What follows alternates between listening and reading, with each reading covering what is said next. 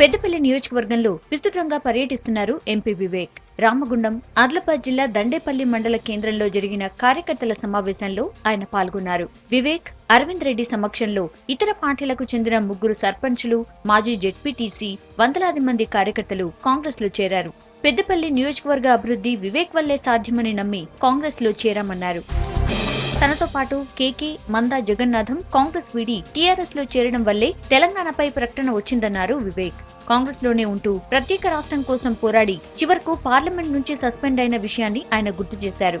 4 కోట్ల ప్రజల కల సాకారం చేసిన సోనియాకు తెలంగాణ నుంచి అత్యధిక సీట్లు గెలిపించి బహుమతిగా ఇవ్వాలని పిలుపునిచ్చారు. కాంగ్రెస్ పార్టీ సోనియా గాంధీ గారు ఏదైతే మనకందరికీ కూడా తెలంగాణ ఇచ్చిందో, సీమాంధ్ర ప్రాంతంలో మొత్తం కాంగ్రెస్ పార్టీ నాశనం అయిపోయింది. కానీ వారు ఏదైతే మాట ఇచ్చినారో, నేను తెలంగాణ ఇస్తాను, కట్టి ఏ పరిస్థితుల్లోనైనా కానీ మీకు తెలంగాణ ఇచ్చి తీరుతానని చెప్పి ఆమె మాట నిలబెట్టుకుందో, మనమందరం కూడా ఈ వచ్చే ఎలక్షన్లలో ఆమెకి కానుక ఇచ్చే అవసరం ఉంది. దీంట్లో కేవలము కాంగ్రెస్ పార్టీకి చెందిన చేగుర్తి అభ్యర్థులను మీరు ఓటేసి గెలిపించండి. అరవింద్ రెడ్డి గారికి, నాకు, సోనియా గాంధీ గారికి ఒక బహుమతి ఉంటుందని చెప్పి మీ అందరికీ కోరుతూ. కేసీఆర్ మాట తప్పడం వల్లే వివేక్ తిరిగి కాంగ్రెస్ లో చేరారన్నారు కాంగ్రెస్ అసెంబ్లీ అభ్యర్థి అరవింద్ రెడ్డి. మాట ఇచ్చి నిలుపుకున్న సోనియా గాంధీ తెలంగాణ దేవత అన్నారు. మాట మీద నిలబడి కాంగ్రెస్ పార్టీకి వచ్చినాం. మన నియోజకవర్గం ఉద్యమకారులో దానికి జవాబెట్టియాల్లో నన్ను 2వ ఎలక్షన్లో గెలిపించింది. 80,000 మెజార్టీతో గెలిపించింది. ఈసారి వివేక్ ఎంపీ గారి 1,00,000 ఓట్లు ఇచ్చి సోనియా గాంధీకి బహుమతిగా ఎంపీ వివేక్ గారిని పంపించే అవసరం ఉంది. అంతకుముందు రామగుండం ఏరియా 1వ గనిలో ఎన్నికల ప్రచారం చేశారు వివేక్. కార్మికులను కలిసి మద్దతు కోరారు. కార్మికుల ఆదాయ పన్ను పరిమితి పెంచామని, మరింతగా పెంచేందుకు కృషి చేస్తామని ఆయన హామీ ఇచ్చారు.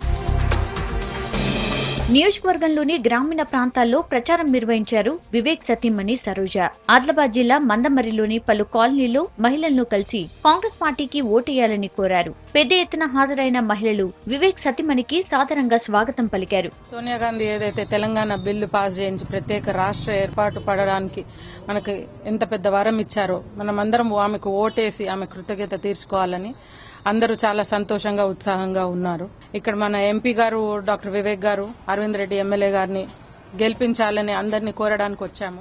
వివేక్ తనయులు వంశీ కూడా నియోజకవర్గంలో ప్రచారం నిర్వహించారు. గోదావరి ఖని పట్టణంలో ఇంటింటి ప్రచారం చేపట్టారు. తన తండ్రి చేసిన అభివృద్ధి పనులను వివరించారు. తెలంగాణ ఉద్యమంలో జైలుకు వెళ్లిన సంఘటనలను ప్రజలకు గుర్తు చేశారు. మరోసారి ఎంపీగా అవకాశం ఇవ్వాలని ఓటర్లను కోరారు వంశీ. కాంగ్రెస్ పార్టీ ద్వారా మా నాన్నగారు ఎంత సేవ చేశారో ఈ కాన్స్టిట్యుయెన్సీ మీ అందరికీ తెలిసిన విషయమే. మీ అందరినీ ఒకసారి మళ్ళీ రిక్వెస్ట్ చేస్తున్నాను, చేతి గుర్తుకి ఓటేయండి. 2 ఎంపీ ఇంకా అసెంబ్లీ సీట్లకు వచ్చే ఎన్నికల్లో మళ్ళీ కాంగ్రెస్ ప్రభుత్వాన్ని గెలిపించండి. పెద్దపల్లి లోక్సభ నియోజకవర్గంలో ఎక్కడికి వెళ్లినా వివేక్ కు ప్రజల నుంచి మంచి స్పందన లభిస్తోంది.